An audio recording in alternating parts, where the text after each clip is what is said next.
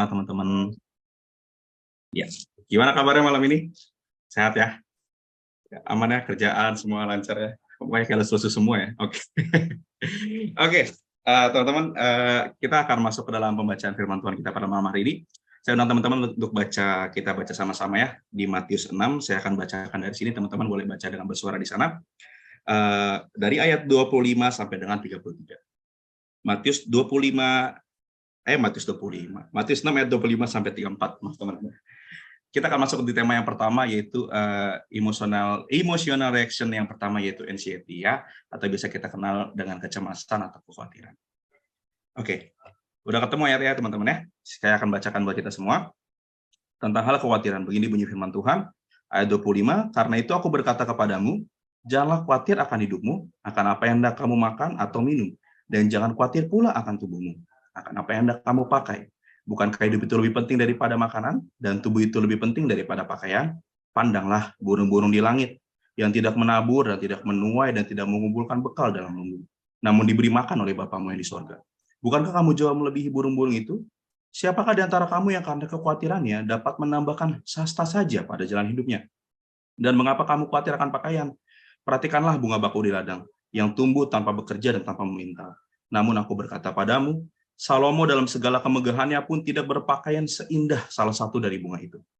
Jadi, jika demikian Allah mendandani rumput di ladang yang hari ini ada dan besok dibuang ke dalam api, tidakkah ia akan terlebih lagi mendandani kamu, hai orang yang kurang percaya? Sebab itu janganlah kamu khawatir dan berkata, apakah yang akan kami makan, apa yang akan kami minum, apakah yang akan kami pakai. Semua itu dicari bangsa-bangsa yang tidak mengenal Allah. Akan tetapi Bapamu yang di sorga tahu bahwa kamu memerlukan semuanya itu. Tetapi carilah dahulu kerajaan Allah dan kebenarannya, maka semuanya itu akan ditambahkannya kepadamu. Sebab itu, janganlah kamu khawatir akan hari esok, sebab karena hari esok mempunyai kesusahannya sendiri, kesusahan sehari cukuplah untuk sehari. Baik, teman-teman, sebelum kita masuk ke dalam berita Tuhan, kita berdoa. Tuhan, terima kasih banyak buat malam hari ini, Tuhan Yesus. Kembali kami bersyukur untuk malam yang indah yang Tuhan berikan buat kami, di tengah-tengah mungkin segala keletihan dan mungkin juga lelah kami. Kami bersyukur Tuhan masih boleh mengizinkan kami untuk boleh berkumpul bersama-sama, untuk boleh belajar akan kebenaran firman-Mu Tuhan. Ini adalah kasih karunia yang boleh kami terima, berbicara Tuhan kepada mulut hamba, kepada anak-anak-Mu Tuhan, biar kami boleh sama-sama belajar, dibentuk, dipimpin lagi oleh kebenaran firman-Mu, yang menuntun kami kepada kebenaran, kepada keselamatan dalam Tuhan. Terima kasih Tuhan Yesus, berbicaralah Tuhan, kami siap mendengarkan dalam nama Yesus, haleluya, amin. Oke teman-teman. Oke ya, kita akan masuk ke dalam pembacaan firman Tuhan kita di dalam tema yang ini ya, emotional reaction anxiety. Oke, udah kelihatan teman-teman ya, aman ya? Oke, sip. Oke, boleh next slide, Arjo. Thank you. Oke, sebentar ya. Ya, pasal 6 ini adalah masih lanjutan ya teman-teman dari khotbah Tuhan Yesus di bukit ya. Kalau teman-teman ingat bahwa Tuhan Yesus waktu itu sedang berkhotbah di bukit di pasal 5. Dan di situ ada banyak orang, ada murid-muridnya, dan juga banyak orang di sana yang ingin mengenal lebih lagi tentang siapa Yesus, dan juga banyak juga termasuk orang-orang Farisi dan ahli Taurat di sana, teman-teman. Nah, di saat Yesus menyampaikan khotbah di bukit di sana, ternyata tersirat juga bahwa selain Kristus ingin mengajarkan murid-muridnya akan kebenaran firman, ingin memberitakan Injil agar setiap orang boleh mendengarkan Injil di sana, Tuhan Yesus juga ternyata memperingatkan murid-muridnya akan perilaku buruk orang-orang Farisi dan ahli Taurat di sana, teman-teman. Akan segala dosa mereka dan juga akan segala kemunafikan yang dilakukan oleh orang-orang Farisi di zaman itu. Dari mana kita bisa lihat? Kita bisa lihat pertama di Matius 6 ini ada tentang hal berdoa ya teman-teman ya. Ada yang tentang berdoa di tepian jalan, gini-gini, tentang bagaimana seharusnya berdoa, dan juga hal berpuasa, tentang hal memberikan sedekah dan sebagainya, teman-teman. Nah, pada malam hari ini akan kita bahas tentang kekhawatiran ya, dan ini juga salah satu hal yang sering banget dialami oleh semua orang ya. Semua orang, bahkan orang percaya pun juga mengalami hal ini. Dan dosa ini juga mungkin sering kali kita lakukan ya teman-teman ya, baik sengaja maupun tidak sengaja. Oke, boleh di next slide, Raju. Ini sedikit latar belakangnya ya. Nah, teman-teman, Matius 6 ini dalam satu nats ini ya, dalam ayat 21 25 sampai 34 ini juga adalah menjadi bukti jelas bahwa di sini adalah Kristus adalah Allah yang peduli dan memelihara hidup kita tidak hanya dalam kebutuhan rohani, tetapi juga dalam kebutuhan jasmani. Setelah dia berbicara tentang hal-hal dalam peribadatan ya, di pasal 6 ayat 15 sampai 18. Nah, Nats 1 ini benar-benar membicarakan tentang khusus tentang pemeliharaan jasmania yang Kristus berikan terhadap anak-anaknya. Ya teman-teman ya. Di dalam ayat ini tujuan dari kitab Matius aku lupa jelasin bahwa ini untuk orang-orang Yahudi di sana ya, orang-orang Yahudi yang menantikan kedatangan Mesias yang kedua kali ya menantikan kedatangan Mesias karena mereka pada saat itu lagi dalam keadaan dijajah oleh bangsa Romawi ya, bahwa keadaan bangsa Yahudi saat itu sedang dalam penjajahan bangsa Romawi ya teman-teman ya. Nanti ada kaitannya dengan hal kekhawatiran ini. Oke, boleh di next slide, Rabjo. Oke, nah teman-teman kalau kita baca di pasal ini ada kekhawatiran yang sangat-sangat ditekankan pada ayat ini ya, yaitu tentang makan, tentang minum dan pakai. Itu bisa kita lihat. Aku bacain buat teman-teman ya. Karena itu aku berkata padamu, janganlah khawatir akan hidupmu, apa yang hendak kamu makan, minum, dan jangan khawatir pula akan tubuhmu, akan apa yang hendak kamu pakai. Ini semua adalah sarana akan kehidupan manusia yang sering sekali manusia khawatirkan ya teman-teman ya. Yang kadang juga manusia sering mikir harus gimana, harus untuk keberlangsungan hidupnya dan sebagainya. Tetapi di sini yang sangat ditekankan adalah 3 hal ini, makan, minum, dan pakai ya. Kata jangan khawatir di sini itu menggunakan kata me merimnate dari akar kata merimnau ya. Ini bahasa Yunaninya dari bahasa aslinya tentang jangan khawatir, yang artinya itu khawatir akan sesuatu atau prihatin terhadap sesuatu. Nah, kata ini juga digunakan Paulus di dalam Filipi 4 ayat 6, teman-teman ya. Janganlah kamu khawatir tentang apapun juga, tetapi hendaklah kamu nyatakan keinginanmu pada Allah dalam segala doa, permohonan, dan ucapan syukur. Nah, kata khawatir di Nats ini juga diulang sampai 3 kali oleh Tuhan Yesus, teman-teman. Di ayat 25, 27, dan 34. Ini menandakan bahwa jangan khawatir ini atau kekhawatiran ini sangat penting banget Tuhan tekankan. Bahwa benar-benarlah kita jangan khawatir. Ya, kata jangan di situ benar-benar nggak boleh, jangan khawatir gitu ya. Karena Yesus juga benar-benar menaruh perhatian sungguh pada hal ini ya, tentang khawatir, betapa pentingnya kita, anak-anak Kristus, murid-murid Kristus untuk hidup tanpa kekhawatirannya teman-teman ya. Jadi kata yang digunakan Kristus adalah benar-benar mutlak, jangan khawatir. Tetapi kok pada kenyataannya manusia khawatir. Oke, nanti kita akan masuk. Boleh di next slide. Oke, kata kekhawatiran ya. Kekhawatiran ini memang teman-teman kita nggak bisa pungkiri ya, bahwa memang ada kekhawatiran yang kita alami berkenaan dengan yang kehidupan yang dalam hidup kita ini. Kenapa kok kita bisa khawatir? Ini adalah akibat dari hidup manusia ya, akibat dari dosa, natur dosa yang dalam diri kita. Makanya kita khawatir. Jadi kita kalau kita khawatir, kita nggak usah heran, kok aku khawatir ya? Ya karena memang naturmu dosa, makanya kau bisa khawatir. Ya teman-teman. Tetapi bukan berarti khawatir di sini tidak diperbolehkan. Malah khawatir itu diperbolehkan teman-teman ya, tapi dalam hal yang benar. Khawatir pada tempatnya. Sekali lagi, khawatir pada tempatnya. Contohnya gimana? Contohnya Paulus. Dia khawatir, dia peduli dengan keadaan jemaat-jemaatnya yang pernah dia layani, khususnya di mana?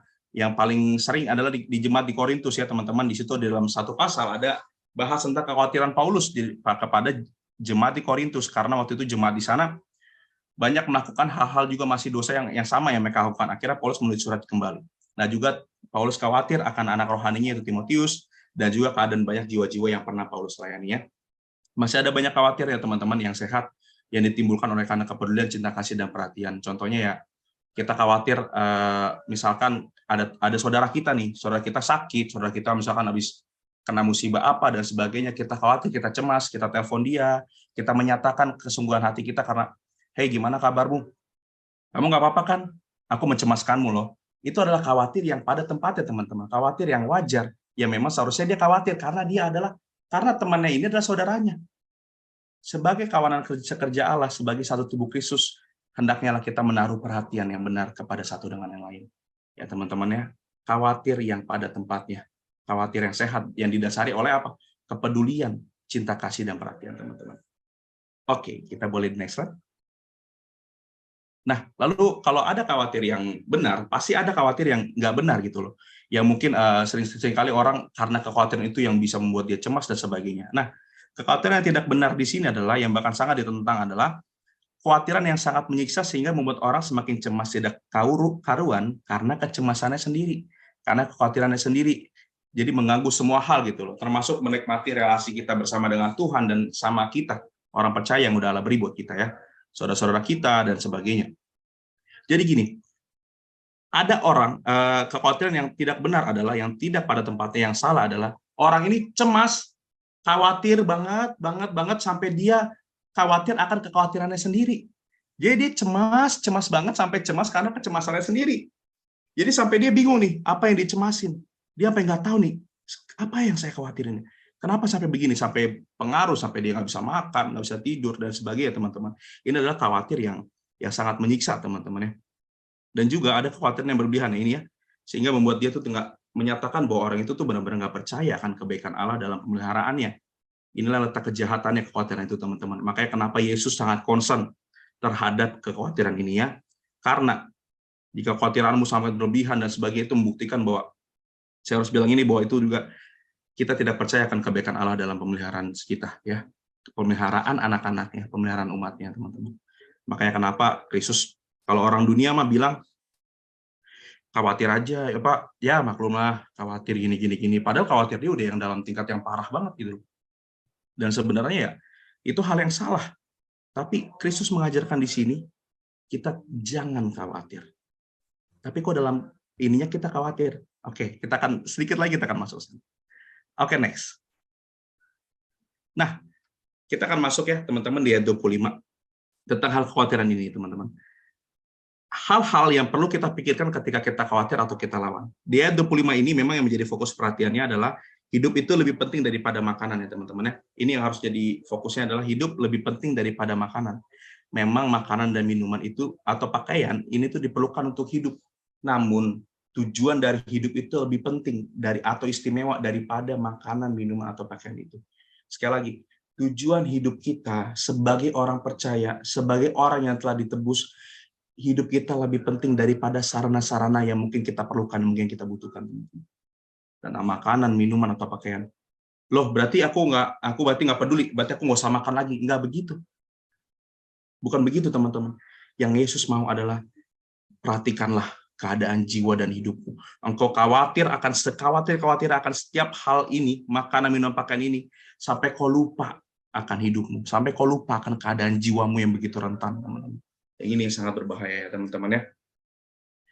Bahwa nilai-nilai ini itu tidak lebih tinggi nilainya dari hidup itu sendiri, dari tujuan hidup yang Allah telah berikan kepada kita. Sekali lagi, nilai-nilai sarana ini itu tidak lebih tinggi daripada tujuan yang telah Allah berikan dalam hidup kita, teman-teman. Ya. Oke, boleh di next. Nah, tadi di ayat 25 tadi ini menegur kita agar kita mempercayai Allah, teman-teman.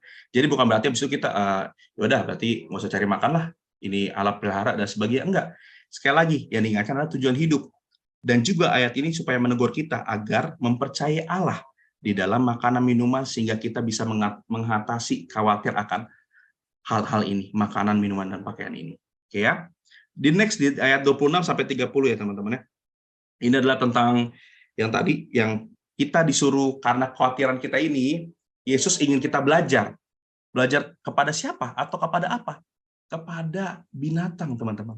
Kepada ciptaan Kristus, yang ciptaan Allah yang lebih rendah. Ya, kepada ciptaan Allah yang lebih rendah. Siapa itu? Burung pipit dan juga bunga bakung. Di sini burung aja ya, nggak ditulis burung pipit. Burung dan bunga bakung ya teman-teman ya. Tentang burung adalah tentang pakaian, dan bunga bakung adalah tentang burung adalah tentang makanan, dan bunga bakung adalah tentang pakaian. Bahwa tidak seekor binatang pun di dalam ayat ini, di sini adalah burung ya, dapat mematuk makanan jika bukan karena pemeliharaan Allah. Sekali lagi, tidak seekor satu burung pun dapat mematuk makanan jika bukan Allah yang memelihara dia, teman-teman. Ini adalah teguran keras sebenarnya dari Allah ya. Kalau kita baca kayaknya ini Allah lagi ini aja. Kayaknya Allah lagi biasa-biasa aja lah. Tuhan Yesus kayaknya lagi biasa-biasa aja nih ngomongin. Salah, teman-teman. Manusia adalah ciptaan yang paling tinggi dari segala ciptaan. Bahkan malaikat pun tidak lebih mulia dari manusia, teman-teman. Tetapi manusia disuruh belajar sama burung, sama bunga bakung. Betapa bahayanya berarti kekhawatiran manusia ini gitu loh. Sampai mereka takut akan hal ini. Sampai bisa mengalihkan segala hal yang tadi kita bahas tadi. Mengalihkan segala perhatiannya sama apa yang seharusnya dia perhatikan, yaitu jiwanya. Disuruh dia belajar dari hewan, teman-teman. Dari makanan adalah tentang burung. Bahwa tidak ada satupun, teman-teman, makanan yang ada di atas meja kita yang kita terima, minuman yang kita minum, pakaian yang kita pakai, itu bukan dari pemeliharaan Allah. Itu semua adalah pemeliharaan Allah terhadap kita. Segala berkat, makanan, minuman yang di atas meja kita yang telah kita nikmati, itu adalah berkat Allah. Baju yang kau pakai, celana, semua, itu adalah pemberian Allah daripadamu. Maka itu jangan khawatir akan setiap untuk pemeliharaan kebutuhan hidup kita, teman-teman. Nah, Allah memberi makan burung-burung itu, teman-teman. Maka Allah juga tidak akan membiarkan anak-anaknya mati kelaparan. Ini bukan kayak sekedar, wow tenang, Allah akan memberi kau makan dan sebagainya gini-gini. Bukan sekedar janji-janji kayak gitu ya, tapi ini benarlah janji Allah. Bukti ini mau menjelaskan tentang bukti bahwa Allah bertanggung jawab kepada umatnya.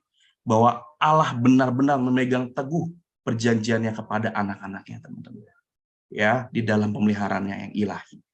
Maka dari itu, kita harus belajar lagi, teman-teman, untuk belajar untuk mengelola dan jangan khawatir. Oke, next slide boleh.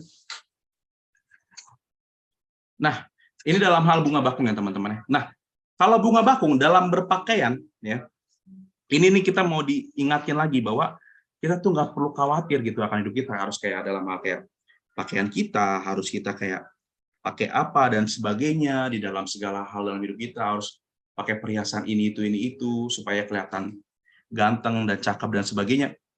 Maksudnya ini adalah bukan berarti teman-teman abis ini kita ya udahlah berarti aku pakai pakaian yang asal aja, seadanya aku.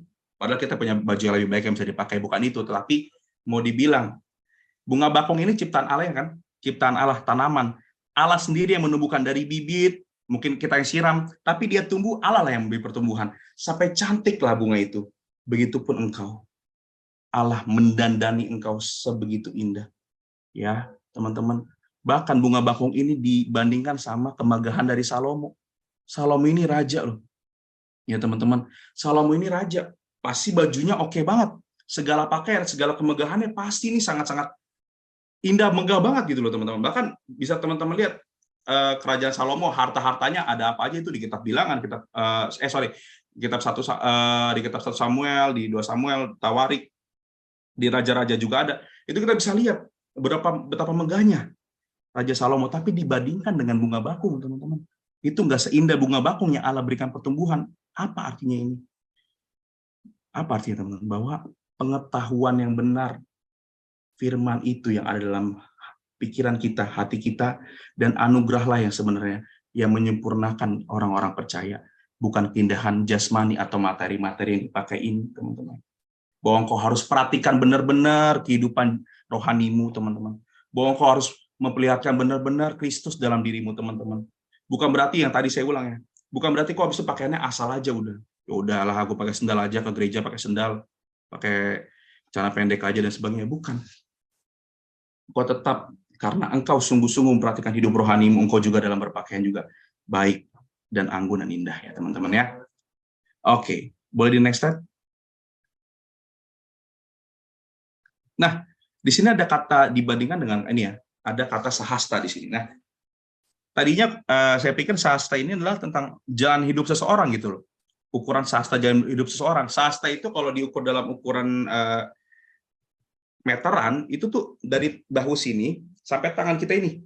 Sahasta. Ya, ini sahasta. Kekhawatiran ini dikaitkan dengan sahasta ini. Sahasta di sini tuh berkaitan dengan ayat sebelumnya, teman-teman, tentang ukuran perawakan, bentuk tubuh, sikap badan.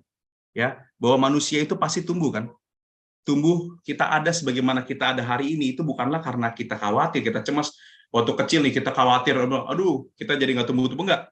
Tetapi sasta yang dibilang di sini adalah tentang perawakan kita ini, bahwa kita sampai dari kecil bisa sampai besar, sampai tumbuh gede, itu kita bertumbuh kan, pertumbuhan kita pasti kan, selama kita hidup kita akan dari bayi, anak-anak, dewasa, tua yang nggak meninggal nanti, itu kan pasti terjadi kan.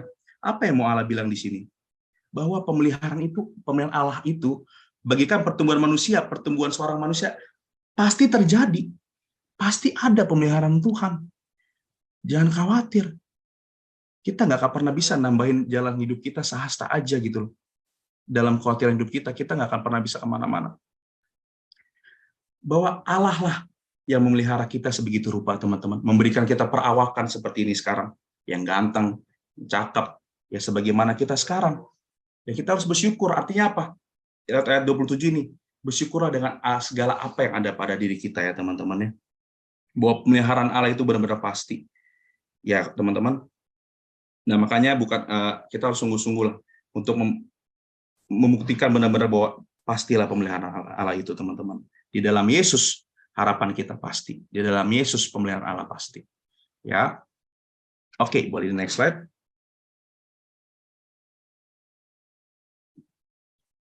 Nah, teman-teman,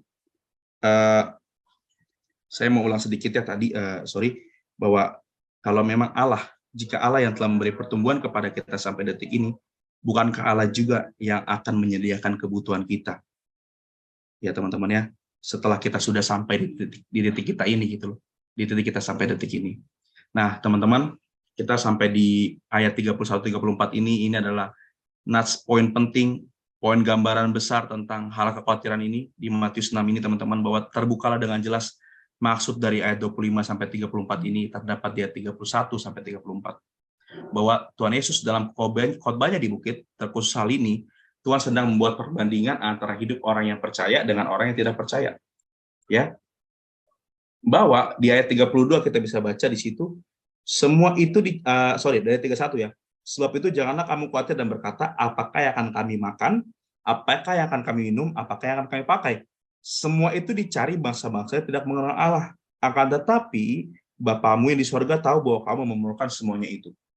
Tetapi cara dahulu kerajaan Allah dan kebenarannya, maka semuanya itu akan ditambahkan kepadamu. Ayat 32 sekali lagi. Semua itu dicari bangsa-bangsa yang tidak mengenal Allah. Akan tetapi Bapamu yang di surga tahu bahwa kamu memerlukan semuanya itu. Ya teman-teman ya, bahwa kekhawatiran akan hal-hal duniawi merupakan dosa bangsa-bangsa yang tidak mengenal Allah. Karena bagi mereka itu nggak ada hal-hal yang lebih baik dari hal itu gitu. Dari hal-hal duniawi itu. Mereka hanya mementingkan kepentingan duniawi. Karena tentang sorgawi itu mereka nggak tahu. Karena hal itu nggak dianugerahkan kepada mereka, teman-teman. Tentang kepentingan sorgawi tersebut. Ya, kenapa kok gitu? Karena mereka khawatir. Oke, sorry. Sebelumnya boleh next slide dulu. Nah, perbandingannya di sini. Orang tidak percaya ini, mereka khawatir akan kehidupan mereka. Mereka cemas akan kebutuhan hidup, seperti makan, minum, dan pakai di sini. Mereka berharap, tetapi harapan mereka kosong. Dan kepastian akan hidup itu tidak ada. Karena apa? Yang mereka sembah adalah ilah-ilah kosong. Bahkan yang mereka sembah itu diri mereka sendiri, ego mereka sendiri. Mereka menyembah berhala yang mati, yang tidak ada harapan di dalamnya. Jadi sama saja percuma khawatir, karena nggak akan pernah ada jawaban hidup. Fokus hidup mereka hanya kepada hal-hal ini saja, nggak fokus kepada hal-hal rohani. Dan fokus mereka itu adalah hal palsu. Ya ini ya teman-teman yang tadi bilang. Karena yang mereka sembah adalah ilah-ilah kosong, dan pada akhirnya hidup mereka akan berujung pada kebinasaan. Sama saja artinya, percuma saja kau hidup. Ya, teman-temannya, jika kita tidak percaya, percuma saja kita hidup. Ya, inilah yang akan menjadi perbandingannya teman-teman. Tentang fokus hidup ini. Orang tidak percaya, khawatir akan hal tersebut. Tapi fokus hidup mereka juga kosong. Fokus mereka pun palsu, karena yang mereka sembah bukanlah Allah. Bukan Allah yang benar, bukanlah Allah yang sejati, teman-teman. Oke, boleh di next slide. Nah, ini adalah perbandingannya dengan orang yang percaya. Orang percaya di sini mengutamakan kehendak Bapa di dalam seluruh aspek kehidupannya. Fokus mereka bukan lagi tentang apa yang jadi kepentingan ketamakan diri, tetapi tentang kehidupan rohaninya kepada Bapa. Apa yang menjadi kesenangan Bapa ada di dalam kehidupan dia. Dia usahakan terus ada dalam kehidupannya. Sekalipun teman-teman, ia mengalami kekhawatiran, tetapi dalam kekhawatiran itu, ia tetap berusaha belajar untuk menyenangkan hati Bapa. Karena anak Tuhan itu yakin bahwa pengharapannya dalam Kristus pasti dan tidak akan pernah hilang. Karena Kristus yang sudah mati di kayu salib, dia menyelamatkan anak-anaknya dari maut, adalah Allah yang peduli juga tentang seluruh aspek keperluan anak-anaknya. Sekali lagi, Kristus yang telah mati di kayu salib untuk menyelamatkan anak-anaknya dari maut adalah Allah yang peduli juga tentang seluruh aspek keperluan anak-anaknya. Maka teman-teman, di sini Yesus bilang, jangan khawatir. Aku nggak akan kasih pertanyaan boleh atau nggak khawatir. Aku nggak akan jawab boleh atau nggak. Engkau pasti akan mengalami khawatir. Tapi ketika kau khawatir, kemana fokusmu? Kemana hidupmu sebenarnya? Kelihatanlah di situ imanmu di saat kau khawatir, teman-teman. Maka dari itu, teman-teman, renungkanlah dengan sungguh kehidupan kerohanian kita di hadapan Allah lebih dari kecemasan kita akan hal-hal yang jadi keperluan hidup. Ya, teman-teman ya, bahwa di ayat ini benar-benar sangat membahas tentang kehidupan yang fokusnya benar-benar hanya kepada Kristus. Orang tidak percaya, mereka khawatir, dan mereka berujung kepada kebinasaan. Orang percaya di dalam kekhawatirannya, dia tetap beriman kepada Kristus karena Allah lah yang menopang dia. Allah lah yang menganugerahkan kepada dia.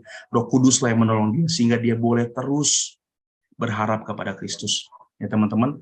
Dan pekerjaan ini, pekerjaan Roh Kudus ini dan bersama kita manusia bersama-sama, teman-teman. Tidak terlepas dari yaudah pekerjaan Roh Kudus aja, yaudah kita santai, yaudah kita khawatir aja deh, tenang aja deh. Karena Allah melihara kan, berarti khawatir boleh-boleh aja santai. Enggak, teman-teman. Roh Kudus memeliharamu dan kau terus berjuang untuk mengatasi kekhawatiranmu, untuk terus bersandar sama Dia. Ya, teman-teman ya. Oke, boleh di next slide. Nah, di sini juga terdapat janji Allah, teman-teman, yang mungkin kita sering dengar di mana mungkin di gereja-gereja dan sebagainya, tentang semuanya ini akan ditambahkan kepadamu. Nah, hal ini berbicara tentang apa? Dari tafsiran Matthew Henry yang aku dapat adalah bahwa engkau, di sini kita orang percaya ya, akan mendapatkan makanan dan pakaian dengan berlebih seperti orang yang membeli barang, mendapatkan kertas dan tali pembungkusnya sekaligus. Di Wycliffe, para pendengar Kristus yang sudah bersumpah setia kepada Raja, yang sudah sungguh-sungguh percaya kepada Kristus, mengabdikan diri kepada Kristus, harus terus mencari, terus sampai kita mati, terus sampai Allah manggil kita atau sampai Allah datang kedua kali. Mencari kerajaan surga dengan cara memusatkan perhatian kita pada apa? Nilai-nilai rohani dan bersandar penuh pada Tuhan. Dan Allah yang mengetahui berbagai kebutuhan sementara akan menyediakan apa yang mereka perlukan. Ya, kebutuhan sementara tidak lebih penting nilainya daripada kebutuhan kekal, teman-teman. Sekali lagi, para teolog juga menekankan di ayat ini adalah kita harus mementingkan tentang kebutuhan yang kekal, perkara-perkara di atas yang di sorga, ya teman-teman ya. Oke, boleh di next slide. Nah, jadi janji di ayat 33 ini bukan bicara tentang ketamakan, kekayaan dunia atau nafsu manusia yang karena keegoisannya pengen hal lebih. Yaudah, kau datang sama Tuhan dan sebagainya, nanti semua akan ditambahkan. Nggak begitu bicara, teman-teman. Tapi ayat bicara yang tentang penambahan ini, teman-teman, bukan soal kayak, yaudah, nanti ditambahkan deh. Engkau minta apa, datang sama Tuhan. Tak kau kayak pengen mobil, ini dikasih dan sebagainya. Pengen ini, pengen itu, dan ditambahkan. Enggak. Tapi penambahan yang Allah maksud di sini adalah ini. Yang di ayat sebelumnya, bahwa makan, minum, pakai. Tentang hal ini, teman-teman. Ya, bahwa Allah akan menambahkan sarana kehidupanmu yang tadi. Makanmu, minummu, dan pakaimu. Bahwa Allah akan mencukupkan atau bahkan bisa memberikan lebih apa yang kita perlukan seturut kerelaan hati kedaulatan Allah kepada umatnya, teman-teman. Ya, teman-teman ya. Bahwa bukan karena yaudah aku cari kerajaan Allah deh supaya aku mendapatkan janji Tuhan, aku akan ditambahkan apa yang aku perlukan, semua akan ditambahkan kepadamu, apa yang jadi keinginan hatimu. Enggak, teman-teman, bukan ya, tapi tentang makan minum ini. Dan yang paling penting adalah carilah dahulu kerajaan Allah, supaya apa? Engkau semakin diberi, kau semakin boleh mengenal siapa Allah. Ditambahkanlah kepadamu pengenalan akan Dia. Ditambahkanlah pengenalanmu, ditambahkanlah hikmatmu untuk terus berusaha mencari Dia, melihat apa yang dikehendaki, yang Yesus mau dalam hidup kita lakukan, teman-teman. Ya, teman-teman ya. Dan juga ini bicara tentang kebutuhan jasmani juga memang. Tapi bukan ketamakan, tapi ini makan minum pakai. Berarti apa? Di dalam segala hal, usaha kita untuk memenuhi makan minum pakai dalam pekerjaan kita, mungkin teman-teman kita mungkin yang bekerja, atau mungkin segala usaha yang kita lakukan untuk memenuhi ketiga hal ini, tetaplah utamakan Kristus di atas segalanya. Ya, tetaplah agar segala hal yang kau cari, agar usahamu dalam memenuhi ketiga ini, engkau tetap melakukan hal yang benar, dengan cara yang benar, dengan cara yang baik, yang berkenan kepada Allah. Ya, dan berdoa kiranya jika Allah berkenan lewat segala usahamu dapat memberkati usahamu dan menambahkanlah makan minum pakai ini di atas mejamu, di dalam badanmu, pakaianmu, teman-teman. Ya, teman-teman. Jadi tetap fokusnya kembali kepada Kristus. Jadi sekali lagi, Bukan berarti kebutuhan jasmani di sini jadi terlihat tidak penting, bukan. Ya, tetapi lihatlah di dalam hal ini, ya, saat usaha kita untuk memenuhi segala kebutuhan jasmani kita tetap mandang kepada Kristus. Biar kehendaknya yang jadi atas hidup kita. Jika dia berkenan di dalam usaha kita kerja, dia berkenan dapat makan. Tapi kalau emang pekerjaan kita nggak dapat, doa kita nggak dijawab Tuhan, ya tetap Yesus yang dimuliakan, teman-teman. Itulah berkat Tuhan berarti buatmu. Ada hal yang ingin Tuhan bentuk dalam hidupmu, teman-teman. Banyak hal lagi di dalamnya. Bahwa sekali lagi Allah lah yang akan mencukupkan atau bahkan memberikan lebih dari apa yang kita butuhkan. Bisa lebih ya teman-teman, seturut kehendak Tuhan. Oke, boleh next slide. Nah, teman-teman, sekali lagi aku mau tekankan bahwa Tuhan Yesus adalah Allah kita yang Maha Kuasa. Dia rela menjadi manusia, mengosongkan dirinya, teman-teman. Dia mati di kayu salib agar umatnya diselamatkan dari kematian kekal. Mati, selamanya mati, tapi kita diselamatkan. Jika Tuhan Yesus begitu rela menyelamatkan kita yang berdosa dan tidak layak ini, sehingga kita diselamatkan dan dilayakkan untuk beroleh hidup yang kekal, dilayakkan untuk boleh menikmati persekutuan dengan Dia dan umatnya, siapa kita yang khawatir akan pemeliharaannya dalam hidup kita, teman-teman? Nyawanya Dia berikan, teman-teman. Masakan sarana untuk hidupmu nggak Tuhan berikan? Ya, teman-teman ya. Siapa kita, teman-teman? Siapa dan mengapa kita khawatir akan pemeliharaan dalam hidup kita, teman-teman?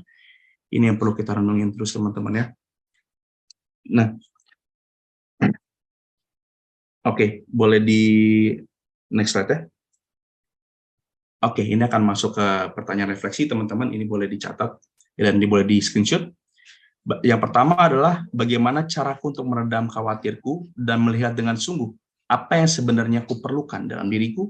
Dan yang kedua, di dalam rasa khawatir, maukah aku tetap belajar menikmati relasi Allah dan sesama. Bagaimana caranya? Ya teman-teman ya, ingat bahwa di dalam ayat ini juga, dalam Matius ini, orang Yahudi masih menantikan Mesias.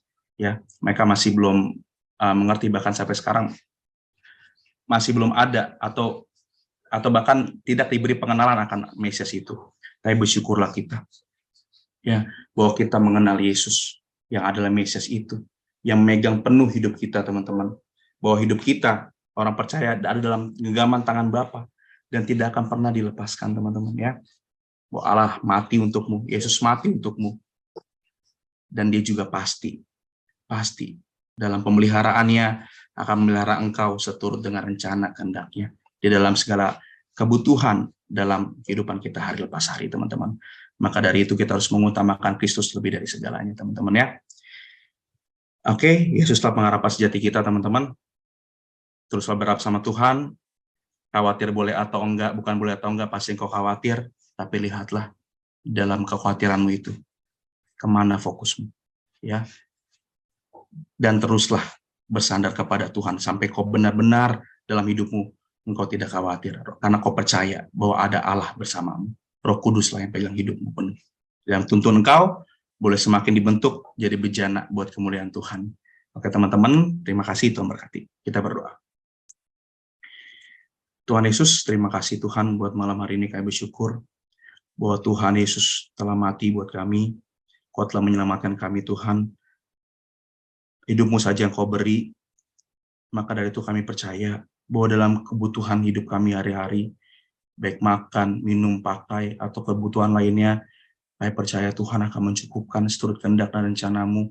Ya Tuhan, maka dari itu Tuhan ajari kami untuk kami tidak terlepas fokus kami Tuhan kepadamu, karena seringkali ketika kami khawatir, bahkan kami meragukan Engkau Tuhan, bahkan kami melupakan Engkau Tuhan, bahkan kami membiarkan kekhawatiran ini menguasai hidup kami. Ya Tuhan, tolong kami Tuhan Yesus, mampukan kami Roh Kudus untuk di tengah-tengah rasa gundah, gulana, khawatir kami boleh bersandar kepadamu dengan penuh. Kami boleh lagi Tuhan berelasi dengan Engkau dengan penuh, karena melalui itulah Tuhan Yesus, melalui relasi dengan Tuhanlah dan sama orang percayalah, kami boleh diingatkan lagi, kami boleh ditegur lagi, bahwa pemeliharaan kami dalam Tuhan itu pasti, Tuhan. Bahwa sampai saat ini kami masih boleh berdoa pun, datang sama Tuhan-Mu, itu bukti pemeliharaan Tuhan atas iman kami. Maka dari itu terima kasih Tuhan, ajari kami Tuhan untuk boleh sungguh-sungguh mempercayakan Kau di dalam segalanya, bahwa Kau yang berdaulat dalam hidup kami ya Tuhan Yesus. Kami serahkan kekhawatiran kami, Tuhan. Ajar kami untuk tunduk kepadamu, untuk dengar-dengar akan Engkau, Tuhan, di dalam segala hal, dan untuk menerima segala sesuatu yang Tuhan berikan untuk kami dengan lapang dada, Tuhan. Baik itu sukacita, duka cita, sakit, senang, sehat, Tuhan. Ajari kami untuk menerimanya dan juga terus menjalaninya bersama dengan Tuhan. Hidup kami boleh terus menjalani panggilan-Mu, Tuhan. Terima kasih, Tuhan. Kiranya firman ini boleh dimateraikan dalam hati kami, untuk boleh kami renungkan dan juga boleh kami hidup yang terlepas dalam kehidupan kami, Tuhan. Terima kasih, Bapa, di dalam nama-Mu kami berdoa mengucap syukur. Haleluya. Amin. Thank you semua, teman-teman. Thank you, Jap, buat sharingnya kembali. Thank you.